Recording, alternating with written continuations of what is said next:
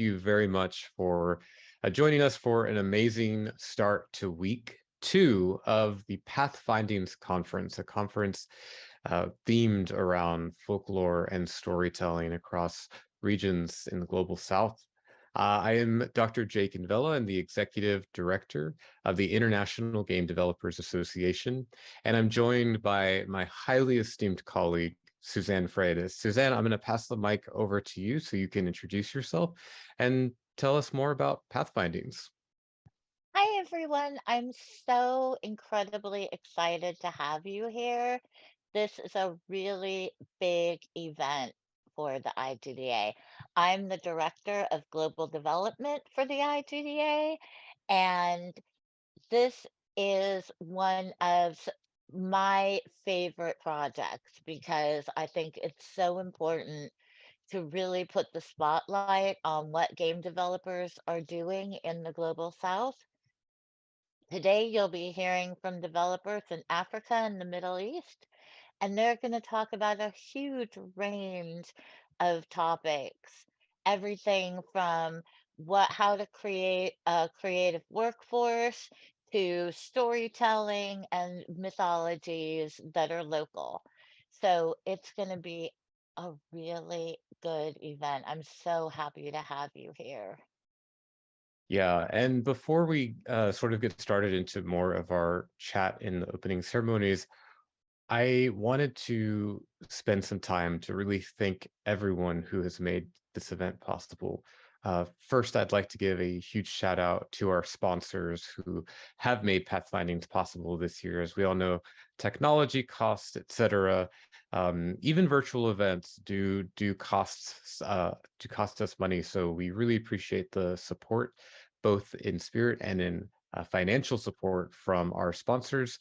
Our sponsors this year include Focus Entertainment, DDM, Neon Doctrine, and MyTale.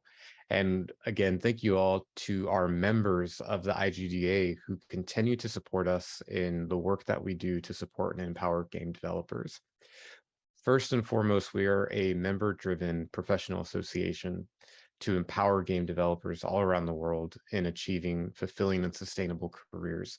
And through membership, we can build communities that are really in the weeds of the communities, making those communities that are supportive, that are empowering developers around the local ecosystems. And so thank you to all of our members. And if you're joining today and you're not a member of IGTA and you'd like to be, reach out to us. Let us know. You can go to our website, igda.org, and join us.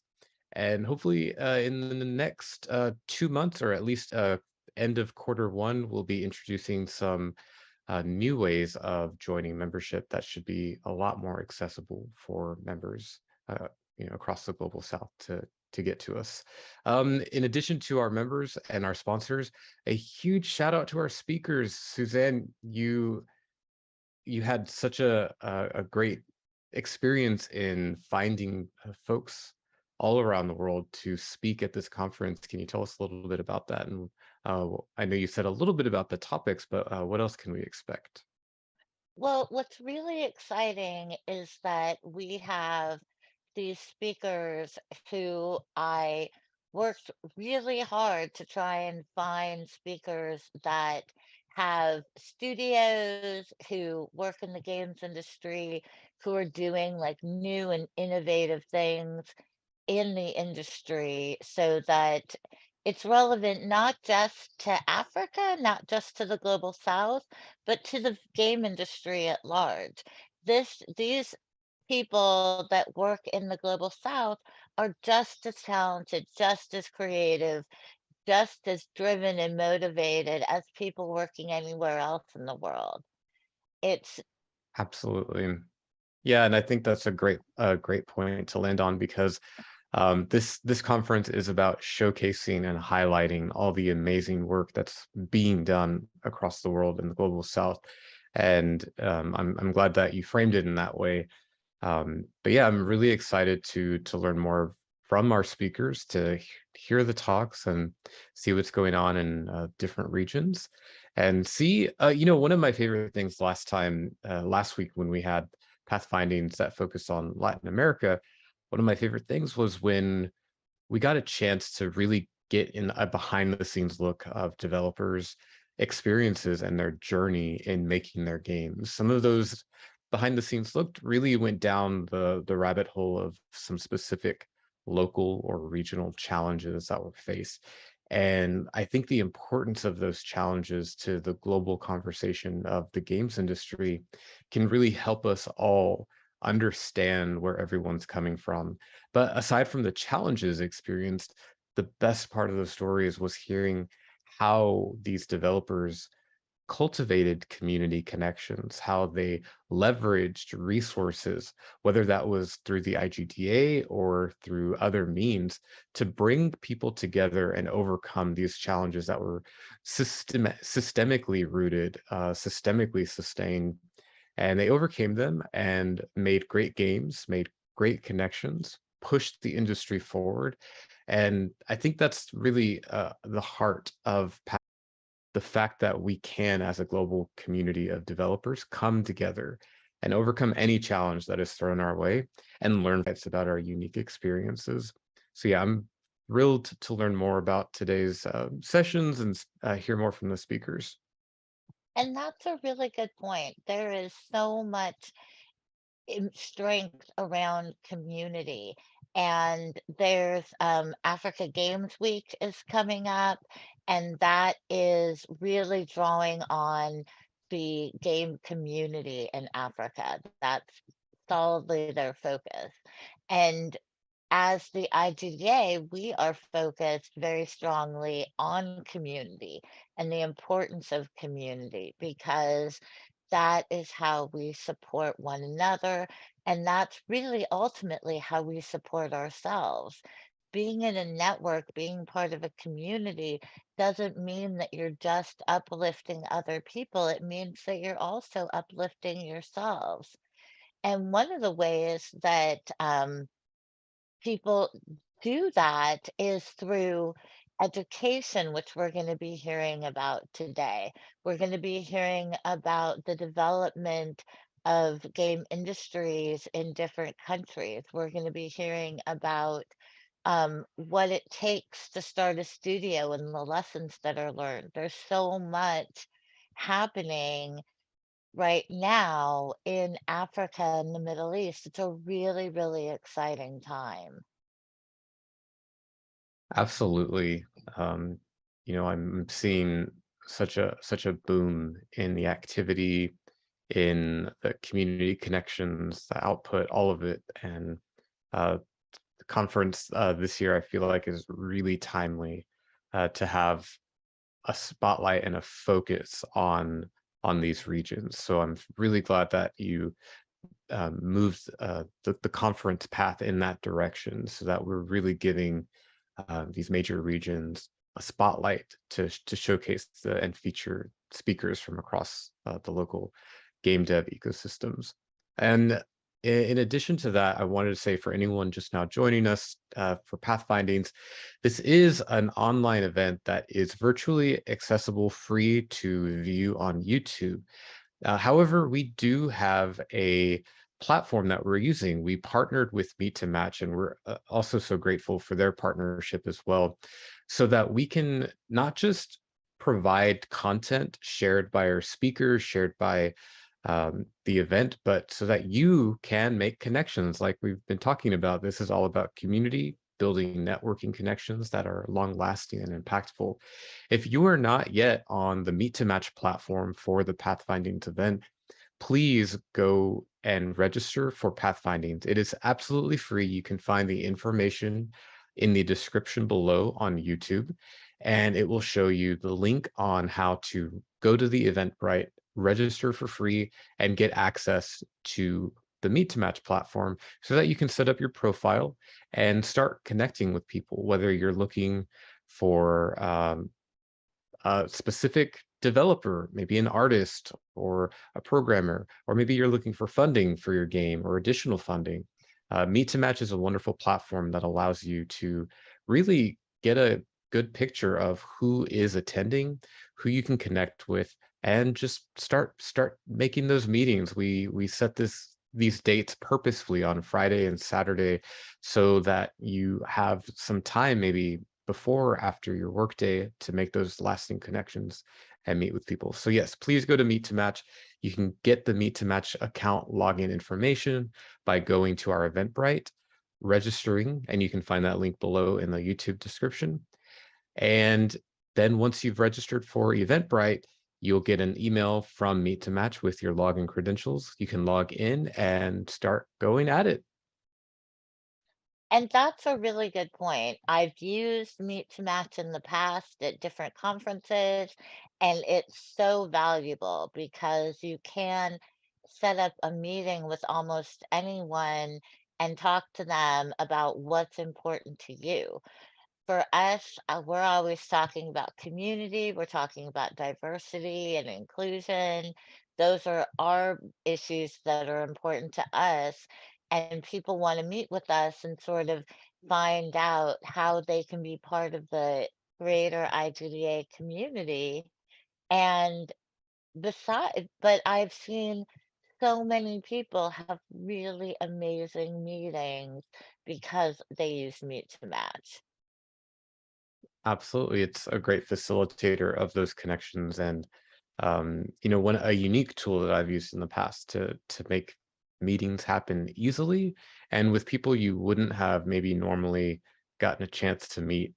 It also takes the pressure off of the hardcore, networking of, opening the conversation and seeing if y'all match. And really, you could just go through the attendees, see what people are about and connect with them and be like, hey, yeah, you look interesting. Let me set a time to meet with you. So yeah, so be sure to register for Meet to Match by logging on in or by registering onto the Eventbrite and getting your login credentials after signing up.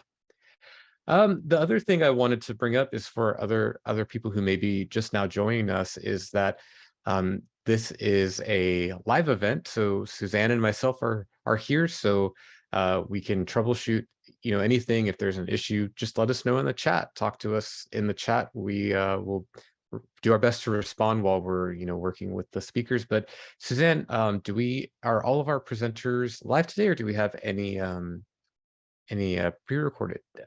No, everyone's live today, so that's Okay, great. really exciting, and everyone will be here for question and answers after their talk. So Awesome. think about what you want to ask folks as you're listening to their talk, because they'll be here for you. And really, this this whole conference is for it's for you. It's for our viewers because it's something that is important to all of us who are watching this. Everybody wants to learn more about what's happening in Africa, the Middle East, Latin America, South Asia, Southeast Asia. There's just a lot happening, and this is, one of our gifts to our viewers is being able to do this amazing conference.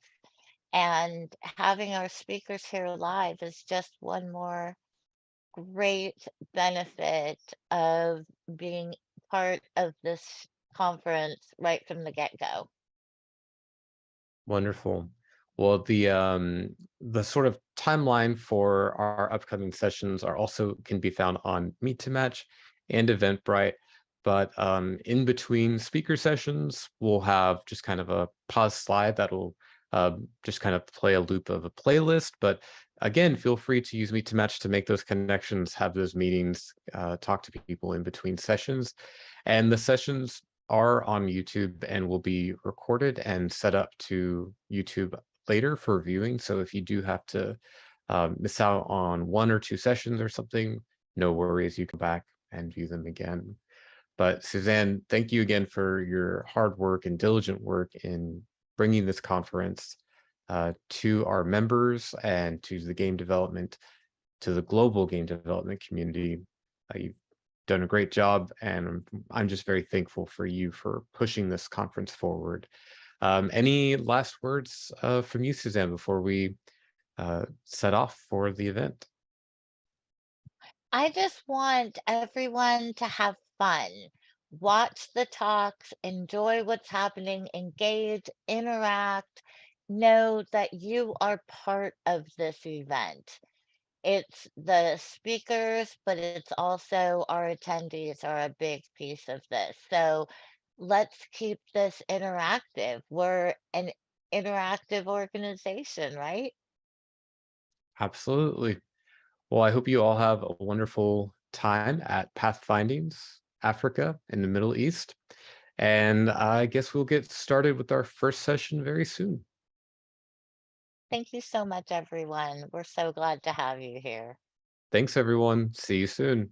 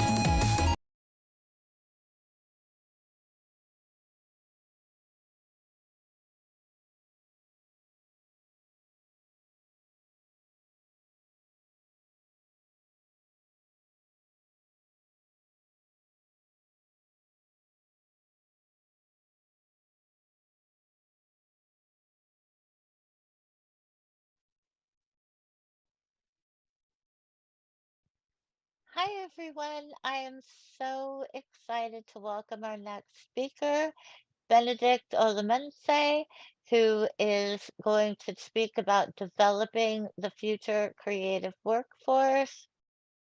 Take it away, Benedict. Hello, everyone. I'm happy to be here. I'm glad to be here sharing my our success journey so far and the situation we see for how to build the creative workforce in Africa and in Nigeria as well.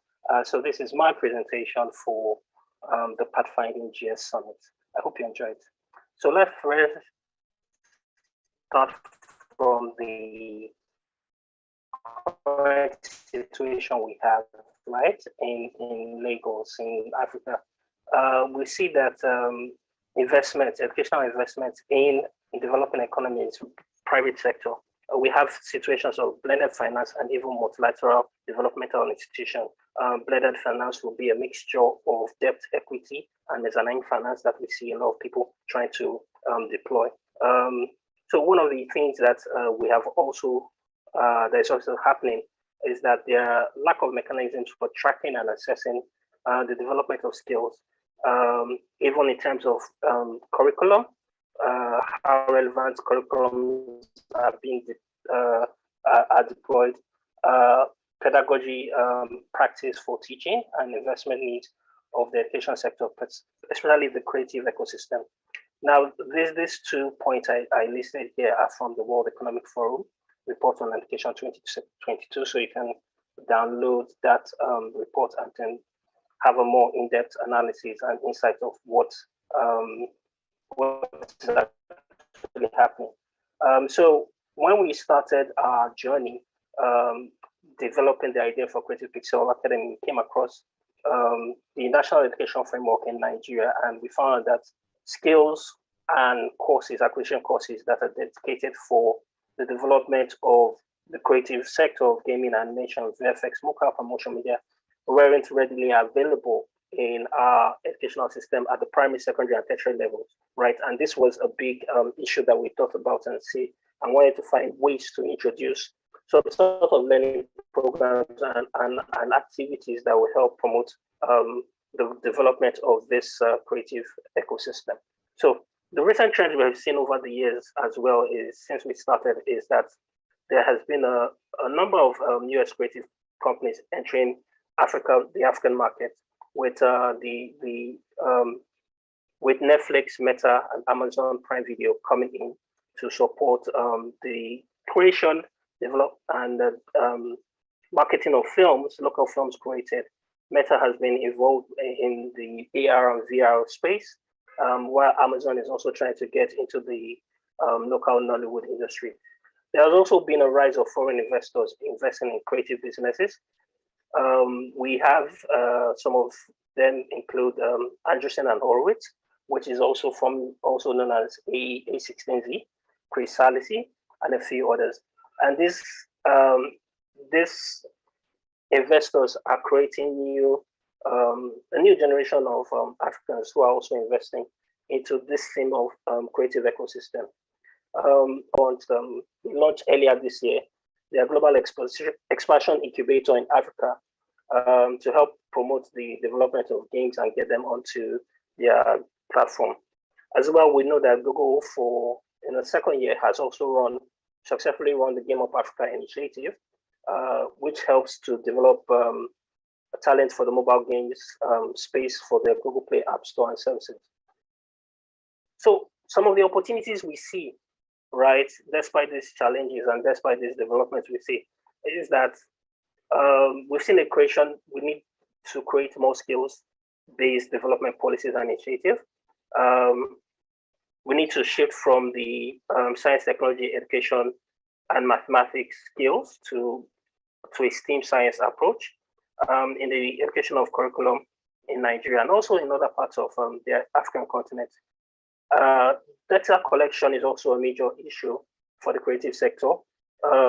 If we take a look at the gaming space currently, is that we've had different people try to attempt at developing reports on the growth of gaming industry, either through games or through studios. And most of them still fall short because a lot of studios, local independent studios, don't want to share their data.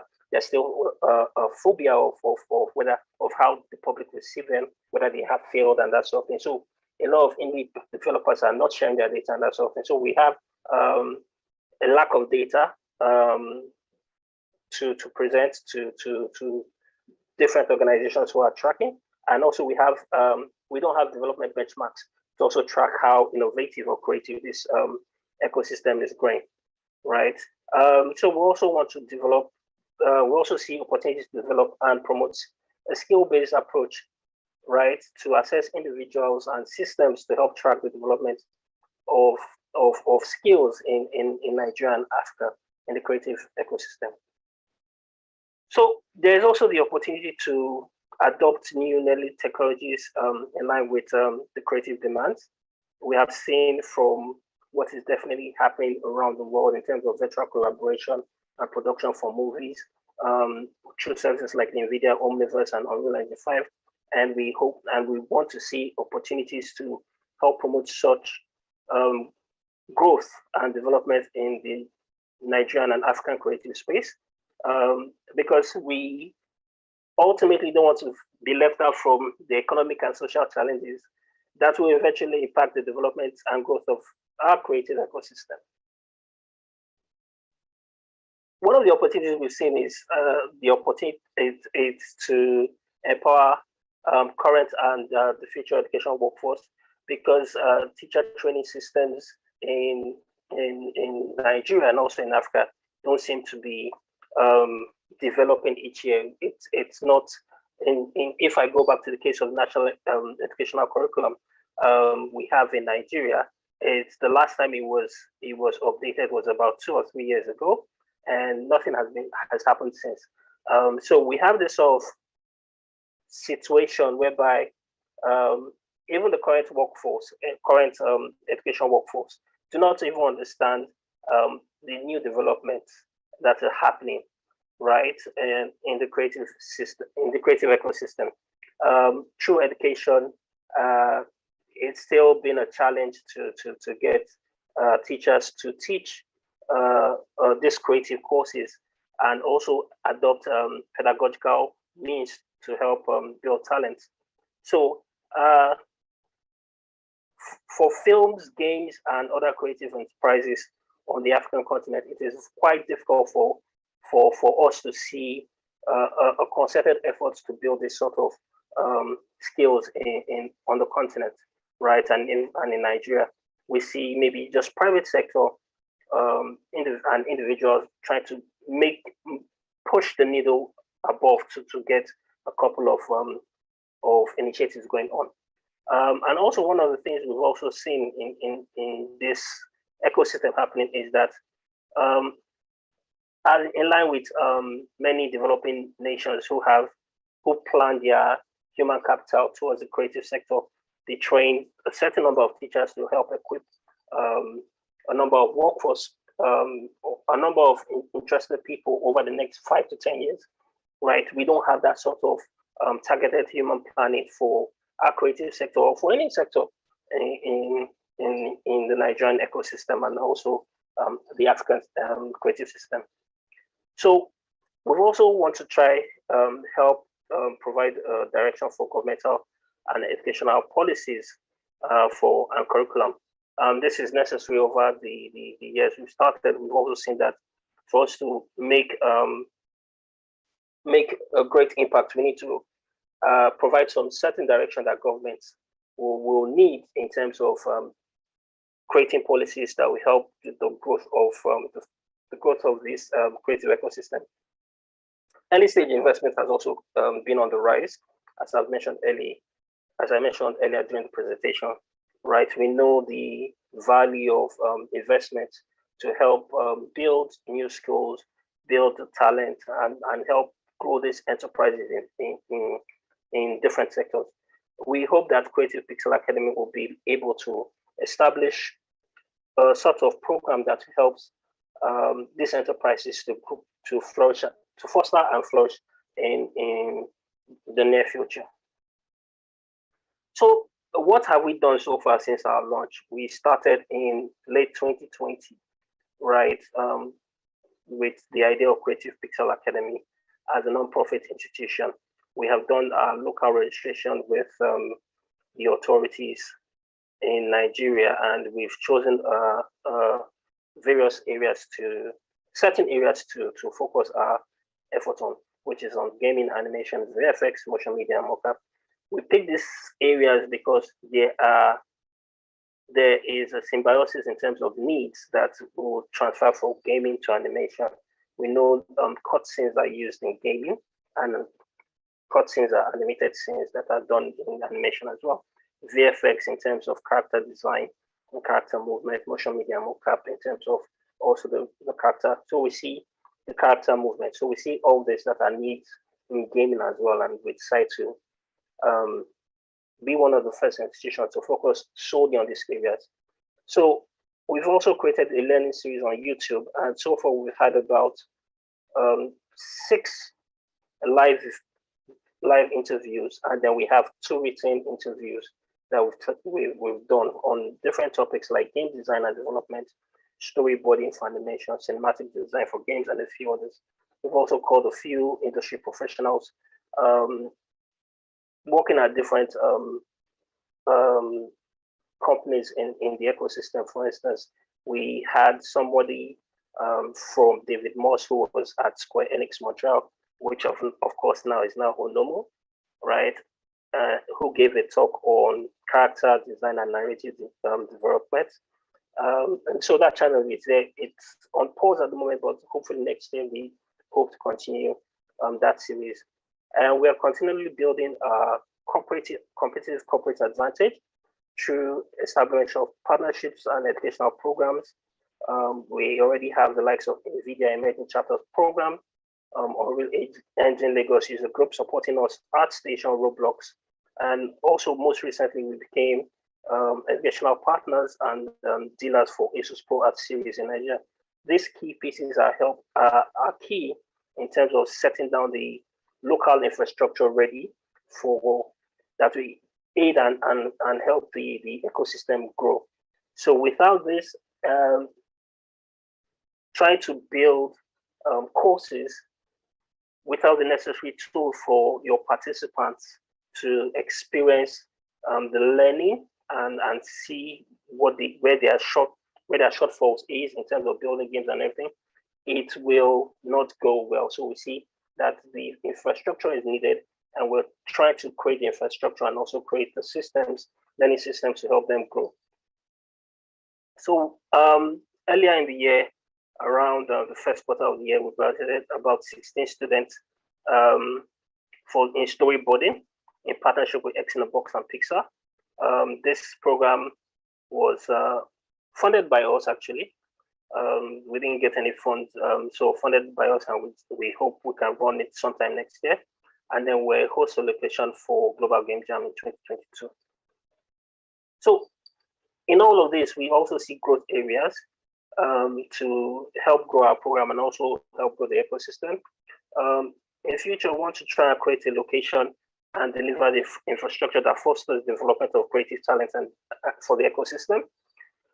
We also want to try and establish a framework for assessing apprenticeship standards with relation to talent development for the creative industry. Examples of this is those who are familiar with the UK creative ecosystem is that there is a junior animator and assistant technical director certification that is being done by the Institute of Apprenticeships and Technical Education. Such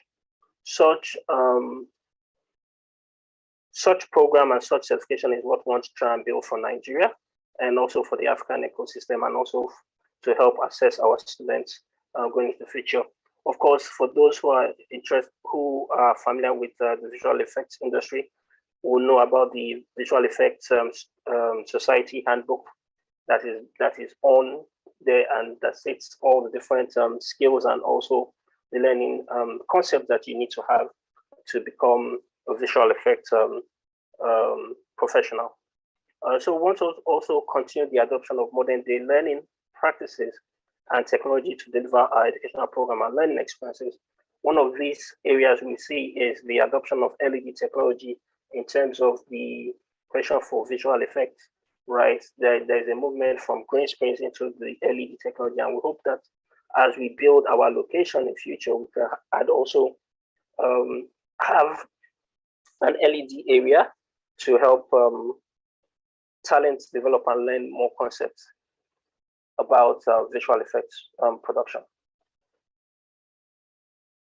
So one of the things we've also seen is that in terms of establishing rating systems for games that are being developed, we've seen that in the US and also in the UK, you have ESRB that helps. ESRB helps the US gaming space to rate a lot of the games that are coming out. So you see PEGI 16, they are known for the PEGI ratings. And we want to try and see how we can establish some sort of ratings like that with the Nigerian Film and Census Board for games, and also for animated content that is going to be produced through our program. And so this is also a future growth area we see.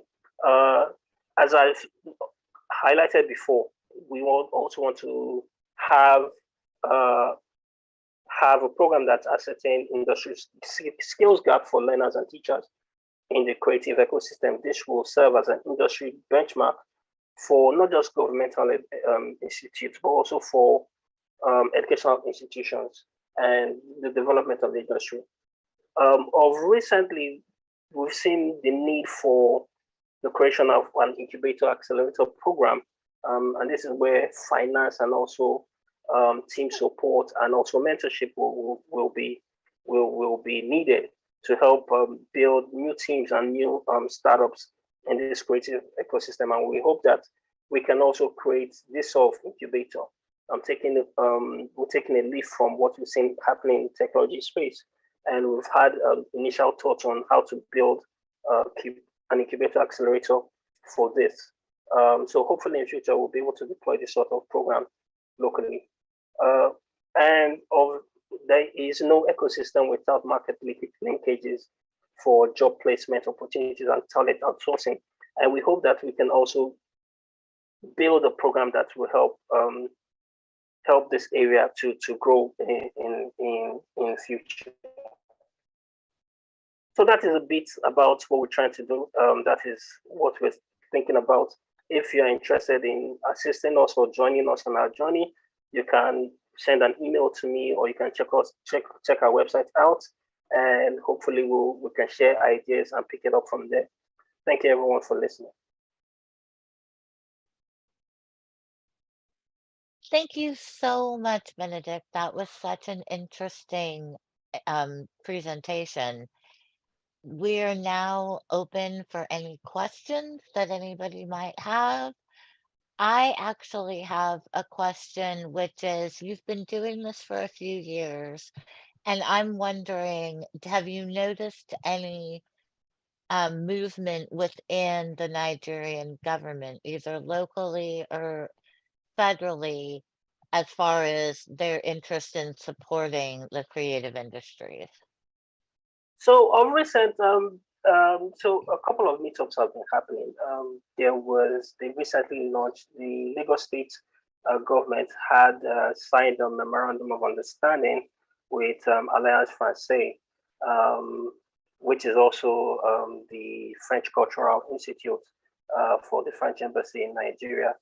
And that was for the promotion and support for esports development in Nigeria. So in terms of governmental support or growth or policies, that has only happened recently.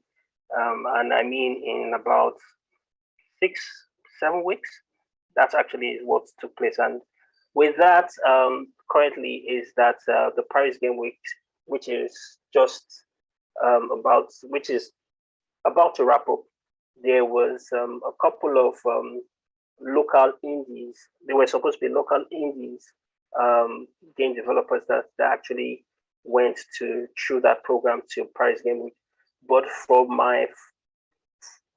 but since I was following the development of that initiative, it ended up being esports organizations, right? Esports organizations that are just bringing up so we need to have some sort of discussions with the commissioner of youth and sports. But that has happened. So hopefully in future, because our elections are coming up, our presidential elections are coming up in February, and presidential and actually state government elections are coming up around February. So we're taking a seat back to see what happens, to see if the same officers are being elected or new ones will be there before we start our efforts. So that is actually what has happened so far. That's really interesting, and it's interesting that they're starting with esports, which is different than starting with the creative industries. Yep, yep, and that is the same thing we've seen. I've had those discussions whereby people are just say, why are you doing game development? Why are you not doing esports? That we see there's so much more value that can be created in esports. And I'm like, you know what? I understand the need or the pinch to get into esports, but I think that esports programs and events, right, in Nigeria will take a while to flourish. For instance, what we've seen is different individuals starting organizations who run independent esports competitions, whether on mobile, whether on PC, right? They don't have licenses to such big tournaments like, for instance, the Unreal tournament, or for the NFL league, or for any of the leagues that you see out there, right? Right. If there are no, and so we see that as a major point, that if you're going to do esports, I think you need to get a license first, because these are the same tournaments that are being held everywhere that will attract people to you. But if you say you want to do, for instance, a key thing to implement esports properly is internet connection, right? And internet connection, we're just moving to 5G, right? And not all the telecom providers in Nigeria are on 5G. It's only, we have about 3 major ones, right? MTN, Globalcom.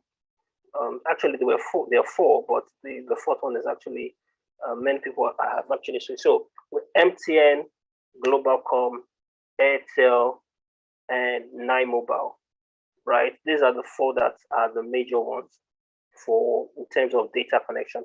Now, when the federal government was selling the licenses for 5G, only 2 organizations that got. Among the first 4 I called, there's only one organization that got MTN. And then the second person, we don't even know who that person is. The second organization is called Mafab Communications. So we don't even know who Mafab Communications are, right? Oh my.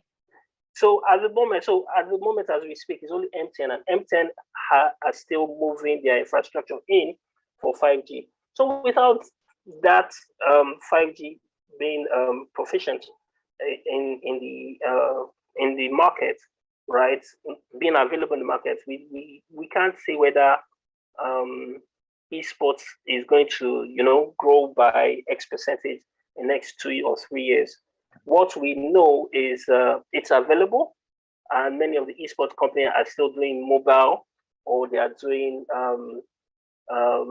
tournaments like Street Fighter, which you can actually use your TV and a console to run, and maybe Pro Evolution Soccer, which again can run on your local TV and console. So so many of the esports organizations are actually using those systems to run the organization. So it's still not really connected to the 5G revolution or to the streaming communities.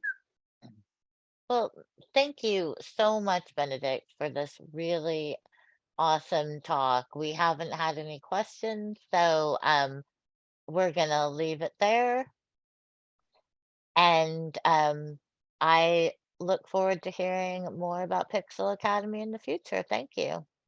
Thank you. Thank you, everyone, for joining. Hopefully, you could drop me a mail. I'm ready to answer questions. I look forward to any future questions you have. Thank you so much for inviting me to this session. Hope to hear from you guys soon. Take care.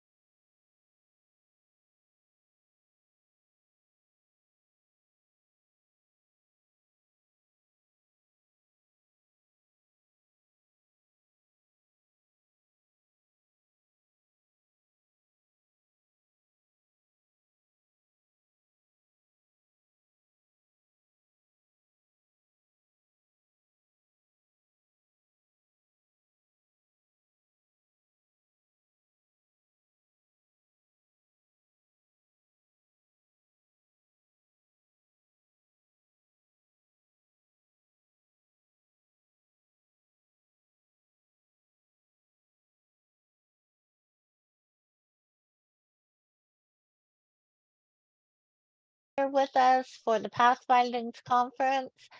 Now we're going to hear from Edwin Capesa, who's going to talk about designing games with meaning and purpose. Take it away, Edwin. Right.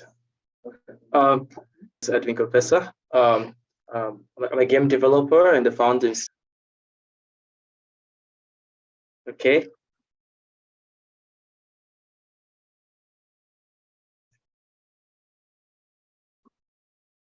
Okay. Let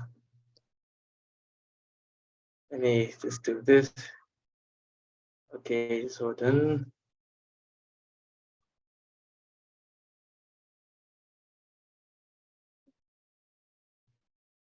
Okay.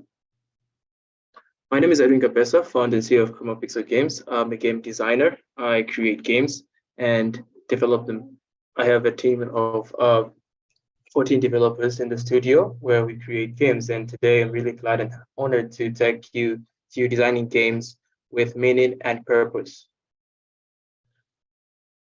All right, so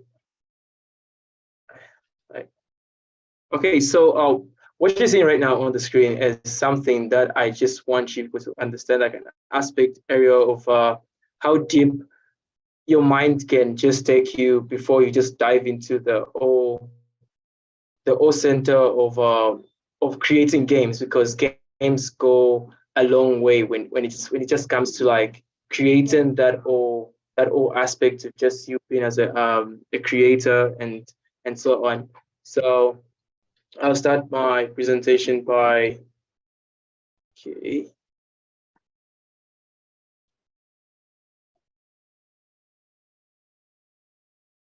Okay. Okay. So designing games with meaning and purpose. So this presentation, I will showcase to you and explain to you the perspectives into how to make games that tackle the whole bandwidth of the human experience with games like technology and something like our souls, and how we can interrelate with certain problems and solutions to games that we are actually developing, and what you are into creating games. Because I love creating games. Games are really fun and really amazing, and the industry of games is just like growing, like, you know, massively, and it's just amazing to see how things are being shaped out there. But the thing I'm just trying to send out is designing games with purpose. You like need to understand things like what is meaning and purpose in video games, because games generally involve mental or physical simulation, and often both many games help develop practical skills and save a form of exercise and otherwise perform an educational or a simplicity as a psychological role. So games can also play a role into the the behavior of somebody, the action of somebody into what they actually pushing themselves into, like playing. Let's say, for example, I'm playing a game like Fortnite. I playing that game, obviously, before playing it, I must be a fan of open battle royale games like Apex and so on. So your mind is already adequate to it. It already has a purpose for why you're playing games. But we get to find out mostly new players when it comes to the genre of esport. They usually try and find that genre. That, okay, what am I really putting into all this if I'm trying to create a game or I'm trying to play a game? They need to find the physical understanding of why they should be touching that game or playing that game, or mentally thinking of it, of how it's playing with their mind. So designing a game with purpose, if you can take a look around the industry of games, we've got a wide variety of games, different genres of games. We've got games from triple A games, we've got hyper casual games, we've got simulation games, and so on. So games just keep going and going and going on as far as we know that. So when we look at designing games with meaning and purpose, we should first understand personal games for self-expression before other than speaking on an aspect level of a game developer. I always look at the personal games for self-expression, because making a personal game for self-expression gives you a lot of freedom. But that doesn't mean it's easy. You may not want to play test because you do not care whether others think it's fun, but creating something you feel is true to yourself and you really capture what you want to say or not. It's it's like it's without its own challenges. It comes with its own challenges. Let's say, for example, you're trying to create a game where you're about to like have a survival character, or maybe an educational game where kids are able to play and learn ABCD and stuff like that. You get to like be lazy, or I won't say lazy. I would say that drive of you having the passion to test that game wouldn't be like right there. But if you put that self-expression for that personal movement of the game, it's like it takes you in. That's why the personal games for self-expression points here should be taken in consideration for game developers. Game developers need to actually really put this into the games, like instead of design the game and so on. But the thing is, when it comes like personal games for self-expression, the goal we set for ourselves sometimes are like the highest, and an interactive approach might be useful in so far, like, let's say, for example, like if you're silencing your own critical ways of how you allow things to come into your mind, or how you're planning for the game, you simply start somewhere and then you tweak until you are satisfied. Let's say like you're pricing something like personal game to design, like you're writing, you've got like narrative writers. Like for example, like right now on my studio Pixel Games, we're working on a game called Bahati. We've got like narrative writers. The narrative writers have to like have the goal of the mindset of the game. What is the game going to portray out there? What's the meaning out there? What are the players going to actually interact with there? What are they going to grab from there? Because each and every game has meaning and purpose from it. Let's say, let's talk about the famous old-time game like Angry Birds. Angry Birds had that challenging skill, teaching problem-solving skills, like, how can you aim, you strategize, angles, it's not just about having that visual fun graphics. Graphics really play a huge role in games, but the biggest aspect of it is understanding the meaning and purpose of it. That's where things come in. Let me take you via a practical approach when it comes to like games with meaning and purpose. Let's talk about the mental health games we've made as part of the interactive documentary. I was supposed to like have it like written and presented somewhere, but for the record, I just want to make you understand that when you're creating games that raise awareness of mental health, we deliberately did not aim to present the illness. We portrayed from a clinical perspective, but rather to capture the subject of the experience, the object experience of them, what it feels like with that attention, like that deficit disorder, the bipolar or disorder, or eating disorder, or obsessive compulsive disorders in games, because you get to find like, okay, I'm playing a game that is talking about mental health and I'm really feeling devastated right now, and it's just really giving me that mind and say, okay, how are you putting yourself into this genre, or your mind? Because immediately you're playing a game, your mind gets captured, like you just jump right into it, and you're like, okay, I just have to really focus into it, and so on. So just to summarize everything under this section on the practical approach of games, like I had to use mental health because it's one of the most complicated obstacle in games that we've been trying to solve. Because how can games like deal with mental health? How can it be a practical approach for people like we've got like disorders and so on? You know what I mean? But it's actually great, and games are playing a very big role. But what I can say is, games that raise awareness for a cause do not necessarily teach the player much about the cause. For the records, only communicates that silent aspect of what's certain about mental disorders, how they feel like, but it doesn't teach the player anything about how to diagnose or treat them. But if you get to understand the meaning and purpose into that game, it's giving players like who are not aware about friends who are depressed, or maybe somebody who's got bipolar, because somebody can find it really strange just sitting down with a friend and just playing the game, and just from now on, boom, it just snaps, and your friend is already gone or taken into this new world of like thinking like, okay, I had a person who was actually laughing with me a few seconds ago, but now this person has just got into this trauma where like their mood is just changed, and suddenly the experience between you and that player just changes it. Because we can take games as a marriage. It's like you marry the game, like you become one with it. So whatever actions that the game tends to like bring out or portray to you, it actually just snaps you out and just takes you out of it. So with object to think with it, you just need to understand that games are just bringing in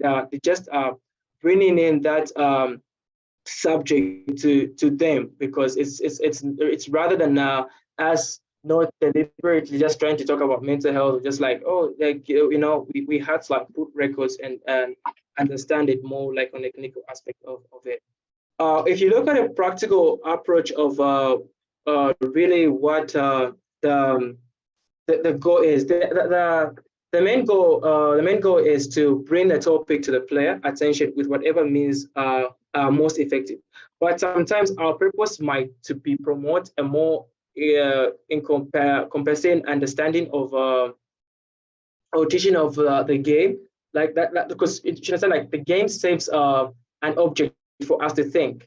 If I want to play something that's more relatively connected to something that I love playing, like let's say adventure. I love games that do with flora, like games like the environment, like the stylized, that air, because this gives that mind just you being out there. Like you're trying to have a roadmap to understanding an environment.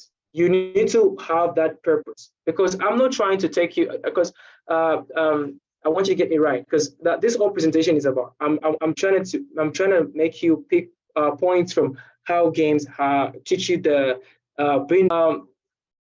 If we dive back to mostly the game models, games that games that model what something feels like usually implies it how it works. Whatever games like that you're like trying to put in or trying to like pick of development, it derives you from something that you really like, you're not into trying to put in. So as a developer, you need to actually first sit down, have a model and say, okay, the first meaning and purpose for this game, what's the meaning of this game? Okay, what would be the purpose? What are the first main points that I want the player to actually understand or pick from my game? How should they really relate to other aspects of it just being a let me see if I can actually dive into and drop my other. Okay, it seems like okay, it's fine. So the thing is, we need to like start putting in that that whole mindset of having meaning. Don't just develop things anyhow. As a developer, put down things like like just plotting, like, okay, I've got this. I want to put this. I wanna have expression. I wanna have meaning. I wanna have purpose. I wanna have tangible skill learning. The skills that this game is gonna take out there when the player actually has the game. What are they gonna have from the game? They're gonna have that strong sense of development from me. Like, okay, I have learned a skill. Let's take the toddlers. Games are actually playing a huge role in edutech. Here's a little 5-year-old who doesn't really love math, but there's a game where you have to like play a math game, and they're like, okay, I can see lions and stuff. There's something that they can actually relate to, something that they can connect to through the game. They're like, okay, how many lions are on the scene, for example? And they're like, let's say in the game you projected two objects in the game, and the kid is able to like, okay, there's this and that. Just from that, the kid, they get to start learning. Let's take, for instance, for also another way of how games with meaning and purpose actually play a role in distinguishing thing. If we look at God of War 2, how it actually put in the games of meaning and purpose, the storyline of the narration of the game was just massively impressive, because as a player, when you're playing the game, you could feel like, oh, okay, my purpose for playing this game, I'm gonna get ABCD for playing this game. This is why most of AAA games have got high budget size, because of the purpose of it was for a AAA game to show to lay out the meaning and purpose of that game. It takes in a lot just for you to show, okay, I want my game to teach the players who are gonna play the game ABCD and so on. Generally, like I talked about, the mental, physical simulations, and so on. If I talk about practical skills of how games are actually playing a role, as a developer, you actually emphasize in skill sets like survival skills. You look at tangible skills. We got cooking games. We got problem solving games. We have so much things that you can actually do to save forms of exercising your mind through it, then rather than just having a game that actually puts in that thing. And we should always remember that most games that as a developer, another thing that you should that people should actually put in as a developer is know the psychological role of what your game is playing, because sometimes it's really critical. Like I don't mean to say bad stuff of other games like that actually promote bad stuff in like the game, like the fighting and promoting violence, but I just want to prove to say that games really play a really psychological role when you are playing them, rather than just looking at them and say, because whether or not, like if you see somebody playing a game, whether you're not playing that game, your mind to just be get that attention just to look at it as necessarily like, okay, like that. Just for example, on a practical aspect, I was like sitting by the mall and just doing my work, and the kid was playing a game, and I'm like looking at the kid playing the games, like automatically your mind is already taken through it, and you're like, oh, okay, games really play a psychological role into that. So I've covered most of the parts that I really wanted in the topic for practical skills. I've talked about simulations. I've talked about forms of how like these games are mostly educational, and how they're playing a psychological role in this. And surprisingly, my my presentation wasn't that really long. Yeah, but yeah, that's what I would actually portray. But my topic about games for meaning and purpose. Dive deep in the full topic and go ahead and talk about recommendations of best approaches of how developers can like really have that significant understanding to the development process of the overall well-being of a game.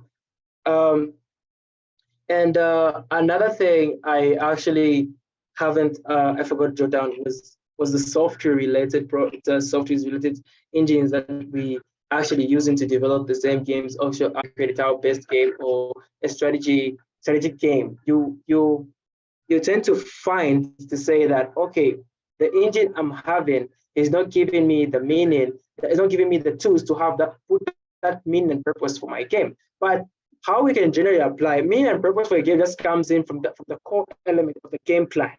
That's where the game design document comes in, because the game design document will determine the meaning and purpose for the game. This is where the narratives drop in. This is where the concept artists drop in. This is where absolutely everyone who's just going to be involved in the game are going to drop in apart from the marketing.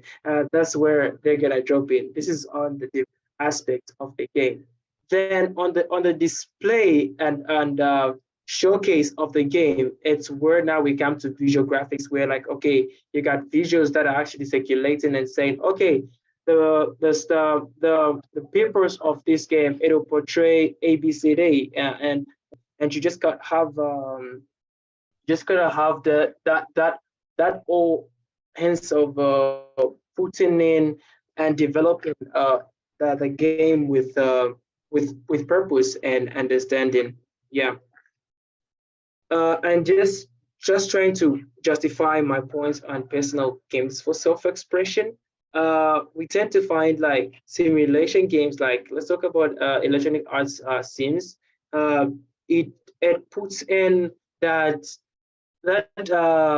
you know, it's just incredible how like as a developer you just get to like teach a player about that understanding of how can I put this, like objects. Let's say understand, like let's say you got an object, like let's say you're not really social, or you're not really a person like who like goes out and talks to friends. But if we look at games like Sims 4 from Electronic Arts, they just put in that thing like you can really practice the art of socialism and understanding of anything, just a simulation and stuff like that.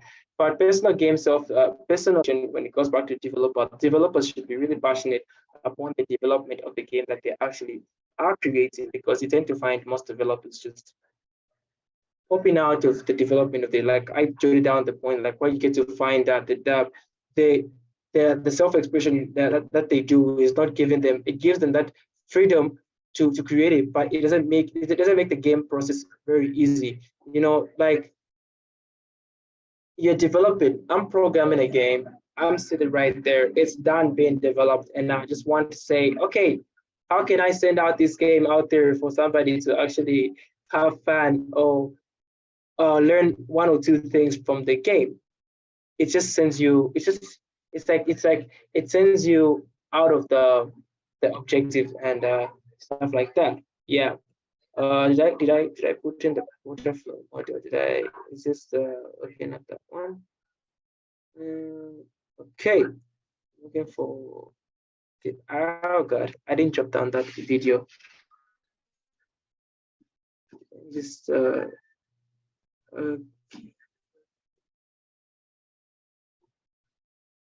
right. So, right. Susie, hey there. Hi, Evan. I'm here. All I right. think was that the end? I think that was an amazing talk. Yeah, amazing. Yeah, I'm through. I was supposed to drop down a video, but it's like I forgot it, but it's fine. It's fine. At least I covered everything that I was supposed to cover in the video. That's amazing.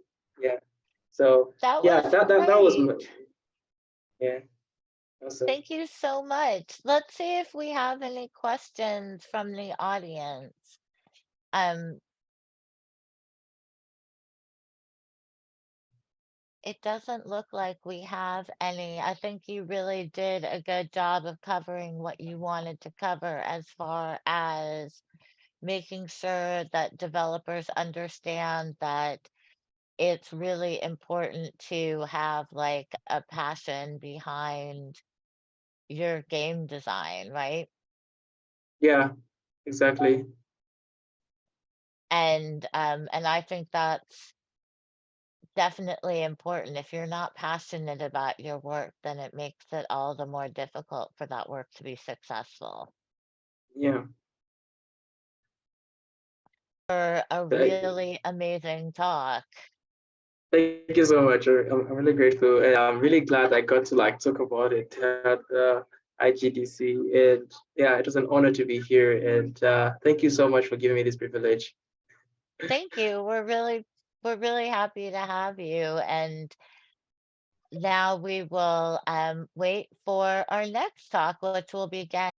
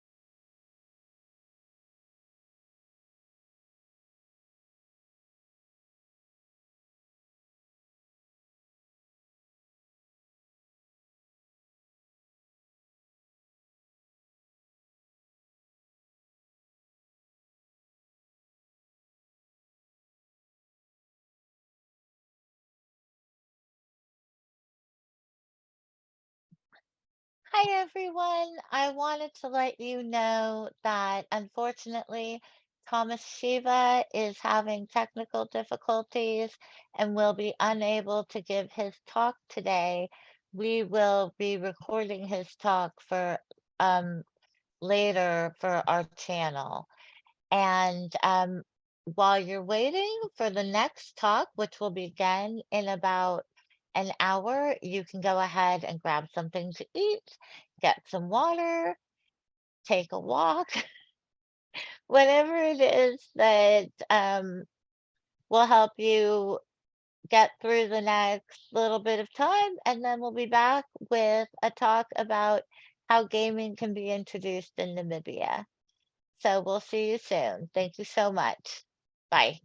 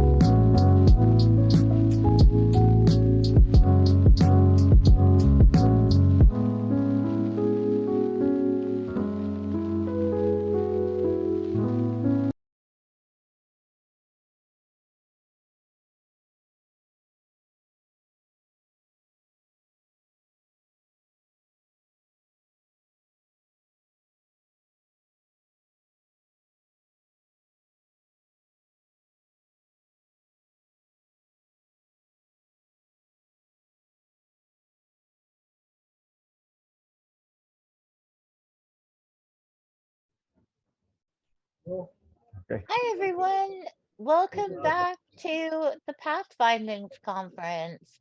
We now have Tutaleni Ilonga, who's going to be speaking about how can games be part of the system in Namibia. So welcome, Tutaleni, and take it away.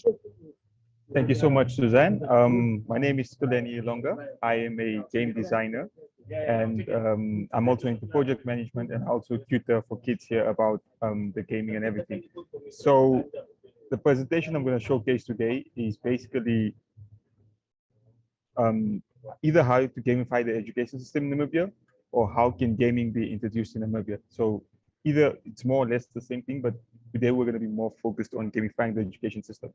So just a background on me, I'm the founder of TL Entertainment, Tura Life, which is an abbreviation that means to unite rural applicants living in failed establishments. And in the last 6 years, 5 years, I came into the game development scene around 2018, thanks to an Enter Africa program where we got the opportunity to travel to Ethiopia to create a board game as well as a mobile game that was about the different locations in the 15 different countries. And ours in Namibia was more focused on educating people about their histories, about the different venues we have, because there's always a sense of thinking Namibia is that we are Namibians, but we don't really know what's happening in Namibia. So that was my first introduction in gaming. And over the years, I would be part of Game Jam Plus Brazil, where we would try and create game jams to promote and sustain game development in Namibia as sort of a thing to bring awareness into the game jam. So I've been involved with a lot of programs as of late. I was part of the African Creative Meeting where we spoke about esports championship in Africa, how we can develop that, and also part of Kakaguzi Festival, which was for people of play of game developers. One of the games I worked on was Explorium. It's not yet out. We're still sort of looking for funding for that, but that's generally a game that markets and exhibits Namibia to the world, and also a game that markets creatives, whether it's businesses, and lets people know just how Namibia is, but through a playful game manner.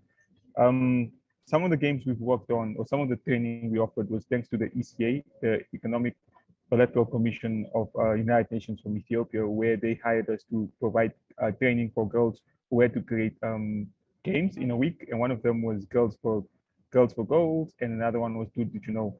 And a lot of the games focus on girls teaching guys about puberty, but basically educating one another about puberty. Basically, the game is centered around women as well.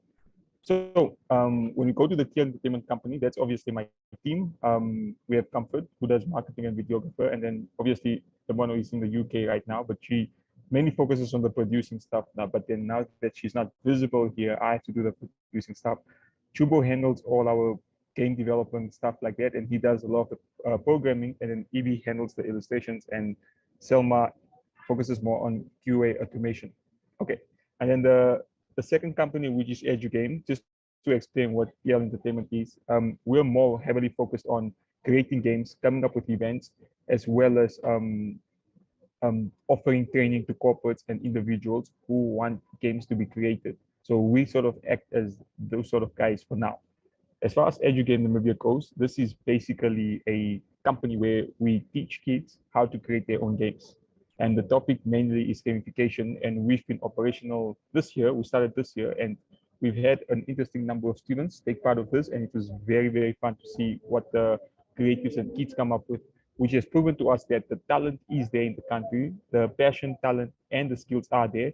The only problem is that there isn't someone that acts as a mediator for the kids to fully help them reveal their potential. And this is why we set up EduGame Namibia. And together with EduGame Namibia and TL Entertainment, we are probably going to focus on creating a curriculum to gamify the Namibian education system.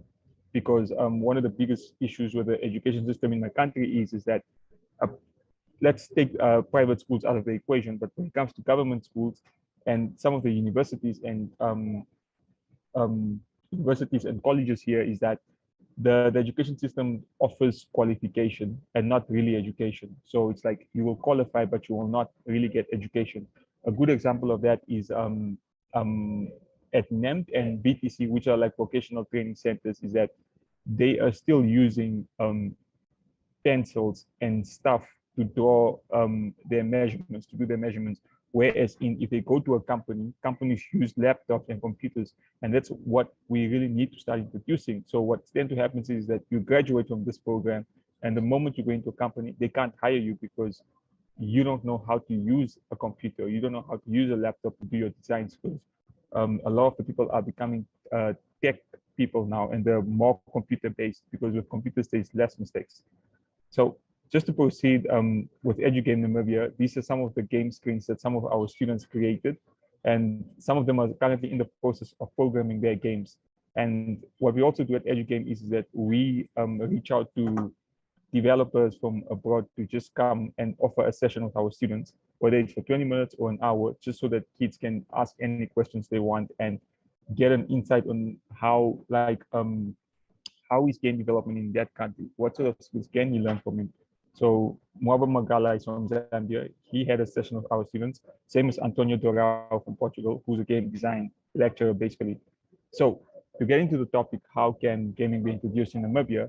I think the first thing we need to look at is gamifying the education system, because I think that's where it starts, and I think that's where Namibia has an advantage at, is to gamify our education system so that it can make it easier for the kids and for the people in university to study. Because what's happening now in the world of now is that back then when we were in primary school or high school, me, for example, I struggled heavily with school because I had a short attention span. And the reason why I struggled wasn't because I wasn't I wasn't book smart or anything. It was just I'm a more visual person.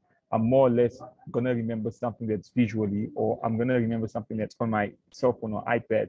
And we never had those options. We only had a teacher teaching you, and you had to sit down and watch.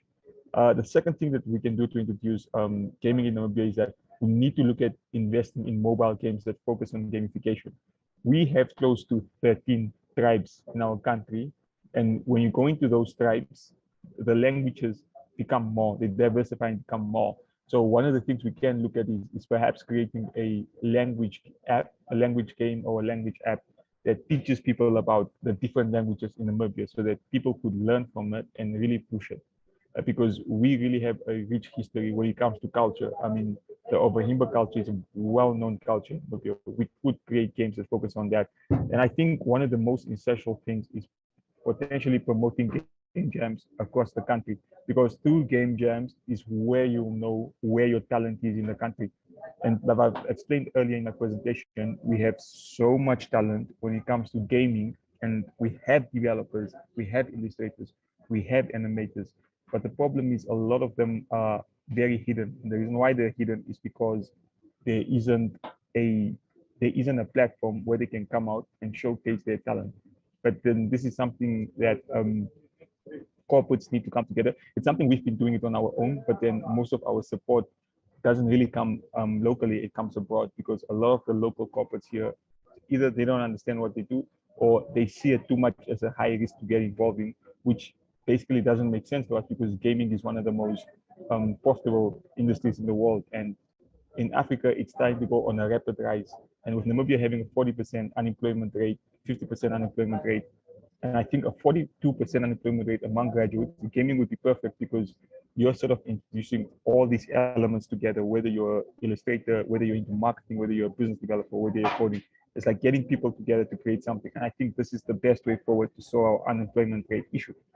So just to further diversify it, if you're going to introduce any field into the world, whether it's gaming or whether it's green hydrogen or whether it's agriculture, you need to establish groundwork.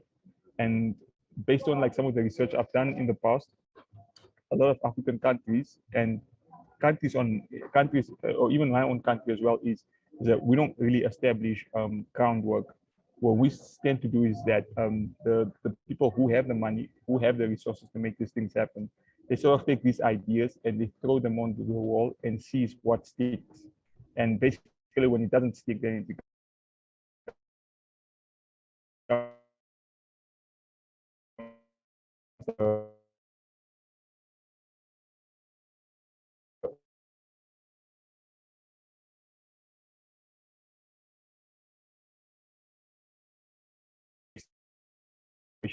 where I believe in is that there has to be a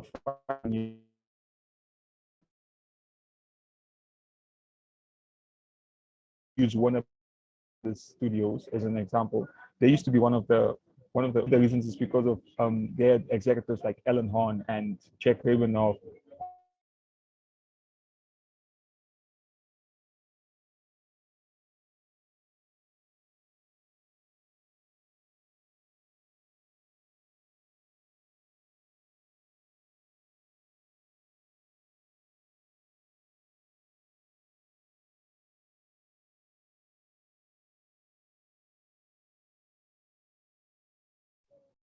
Okay, my apologies for that. I'm not sure if it was the network that went off or what happened, but just to get back to my presentation, where I was basically using an example whereby Warner Brothers used to be one of the top studios because what they would basically do is they would invest in talent, and their talent would heavily focus on they would focus on IPs that aren't known, and they would basically take risks, and it would be profitable for the company.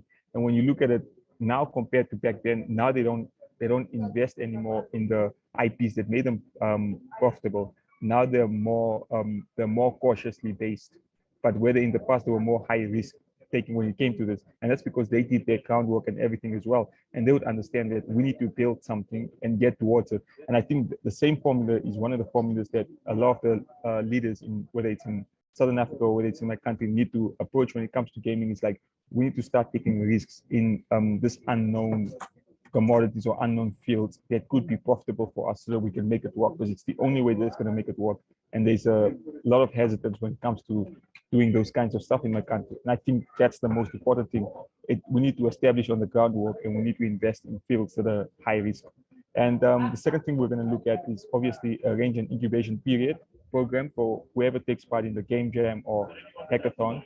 So that would definitely work for them, because they would help them stay consistent, but at the same time also get skills along the way. And then if possible, corporates can get involved and it can help these guys release the games, test the games with the students, and then see how it works, if it coordinates with the school module as well. And at the same time as well, also offer training to people, because a lot of the people are now heavily remote thanks to COVID. And I think if you offer the people the skills, they'll be able to look after themselves and take care of themselves and obviously build for more.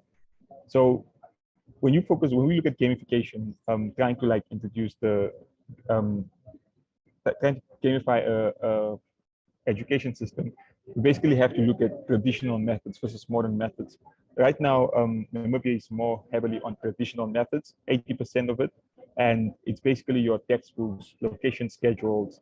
It's heavily centered around people. There has to be a physical presence and traditional methods. Now, whether if you look at the modern methods, it's heavily online video lectures, webinar, e-resources, flexible in terms of schedule and location, and it's more student-centric.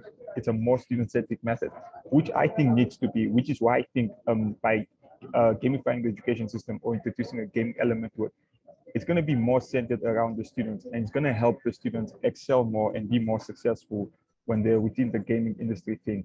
So, and then obviously, what is the benefits of gamifying the Namibian education system?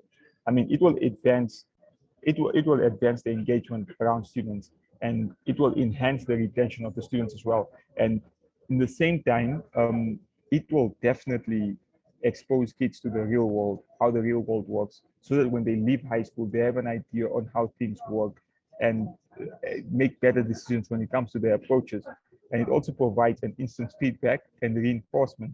So, and it will heavily get students hooked on training. The Duolingo app is the best example of that. People are now using apps to teach themselves how to learn languages. And I think this is the benefits of gamifying our education system.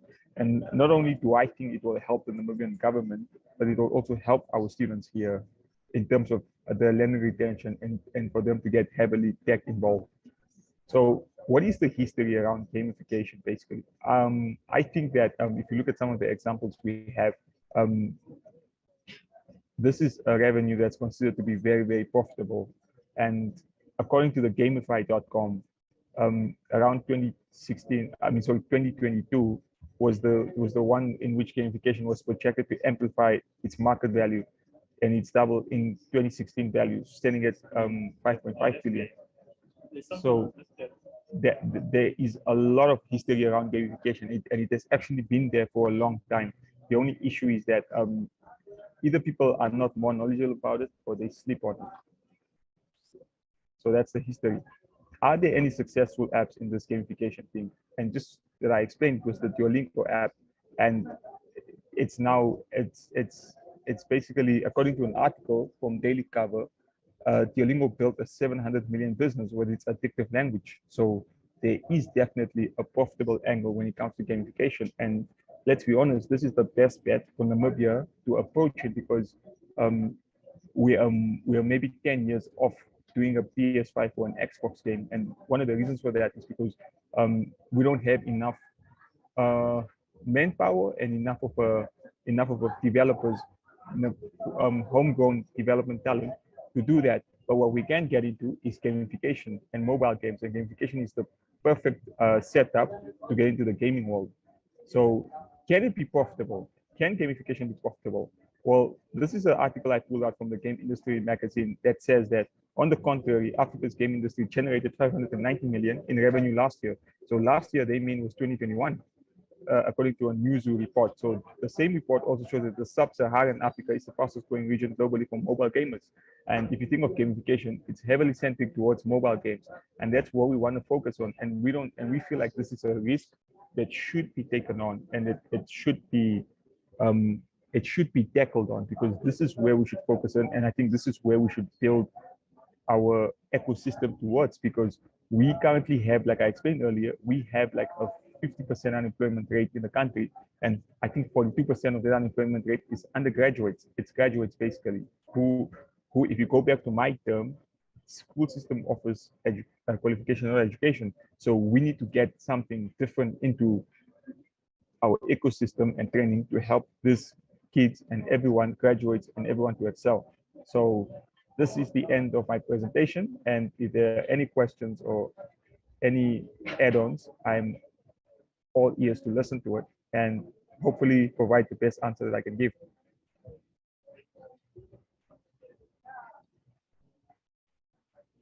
Thank you so much, Tutaleni. That was a really great presentation about how gamification is important to Namibia and Africa in general, as well as the money that's being left on the table by the lack of African game developers.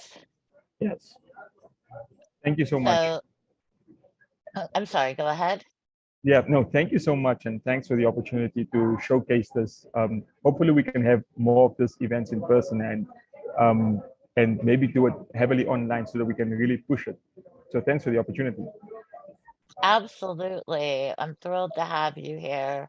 So, I have the people who are in attendance are really grateful for your talk. They've really learned a lot.